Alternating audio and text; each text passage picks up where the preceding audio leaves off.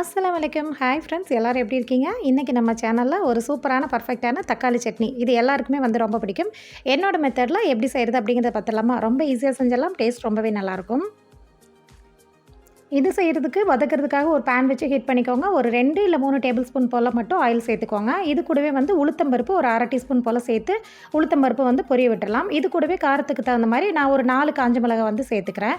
நான் வந்து இன்றைக்கி 5 பேர் சாப்பிட்ற அளவுக்கு சட்னி பண்ணுறேன். ஸோ வந்து இந்த அளவுக்கு காஞ்ச மிளகாய் சேர்த்துருக்கேன். நீங்கள் தேவைப்பட்டால் எக்ஸ்ட்ரா கூட சேர்த்துக்கலாம். கூடவே வந்துட்டு ஒரு பவுல் அளவுக்கு சின்ன வெங்காயம் நான் வந்து சேர்த்துருக்கேன்.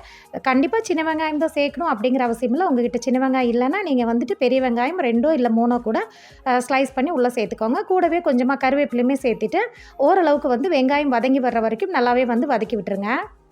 வெங்காயம் ஓரளவுக்கு வதங்கி கலர் சேஞ்ச் ஆகி வந்த உடனே நம்ம வந்து கட் பண்ணி வச்சுருக்கிற தக்காளி உள்ளே சேர்த்துக்கலாம். நான் வந்து 4 பெரிய சைஸ் தக்காளியை வந்து கட் பண்ணி வச்சுருந்தேங்க.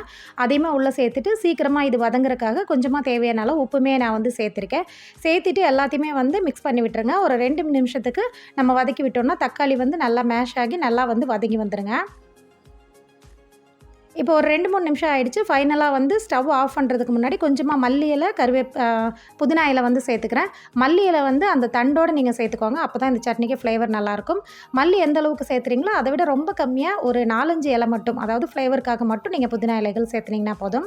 சேர்த்திட்டு நல்லா வந்து வதக்கி விட்டுருங்க. ரொம்ப வதங்கணும்னு இல்லை. இந்த இலைகள் வதங்குறதுக்கு முன்னாடியே வந்து நீங்கள் ஸ்டவ் ஆஃப் பண்ணிடுங்க. இப்போ ஸ்டவ் ஆஃப் பண்ணிவிட்டு நம்ம வந்து நல்லா ஆற வச்சிடலாம். இது வந்து மிக்ஸி ஜாரில் சேர்த்துட்டு நல்லா நைஸாக வந்து தண்ணி சேர்க்காமையே வந்து அரைச்சி எடுத்துகிட்டு வந்துருங்க. நான் பாருங்கள் தண்ணி சேர்க்காமல் அரைச்சி எடுத்துகிட்டு வந்திருக்கேன். இந்த அளவுக்கு இருக்குது. உங்களுக்கு தேவைப்பட்டால் நீங்கள் கன்சிஸ்டன்சிக்கு அட்ஜஸ்ட் பண்ணுற மாதிரி நீங்கள் தண்ணி கூட சேர்த்துக்கோங்க. சேர்த்துட்டு உப்பு காரம் எல்லாம் செக் பண்ணிட்டு பார்த்துக்கோங்க. உப்பு பத்தலைன்னா நீங்கள் இந்த ஸ்டேஜில் வந்து சேர்த்துக்கலாம். இது வந்து தாராளமாக 5, 6 பேர் வந்து இந்த சட்னியை நம்ம சாப்பிட்டுக்கலாங்க. இந்த தக்காளி சட்னி தோசை, இட்லி, ஆப்பம், ஊத்தப்பம் எல்லாத்துக்குமே வந்து ரொம்ப பர்ஃபெக்டாக மேட்ச் ஆகுங்க. அது மட்டும் இல்லை, எல்லாருமே வந்து யூசுவலாக தக்காளி சட்னி செய்கிறது தான். ஒரு சின்ன சின்ன டிஃப்ரெண்ட் மட்டும் எல்லாருமே வந்து பண்ணுவோம். இந்த மாதிரி மல்லி புதினா சேர்த்து பண்ணும்போது ஃப்ளேவருமே ரொம்ப நல்லாயிருக்கும். கண்டிப்பாக இந்த ரெசிபி உங்கள் எல்லாருக்குமே பிடிச்சிருக்கும்னு நினைக்கிறேன். இந்த மெத்தடில் இது வரைக்கும் ட்ரை பண்ணி பார்க்காதவங்க கண்டிப்பாக ட்ரை பண்ணி பாருங்கள். அப்படியே நம்ம சேனல் ஆகவோல் தான் இப்போ தான் நீங்கள் ஃபஸ்ட் டைமாக பார்க்குறீங்க அப்படின்னா சேனலை சப்ஸ்கிரைப் பண்ணி ஃபாலோ பண்ணுங்கள். நெக்ஸ்ட் இதே மாதிரி ஒரு ஈஸியான டேஸ்டான ரெசிபியோட எல்லாருமே மீட் பண்ணுறேன். தேங்க்ஸ் ஃபார் வாட்சிங். பாய்.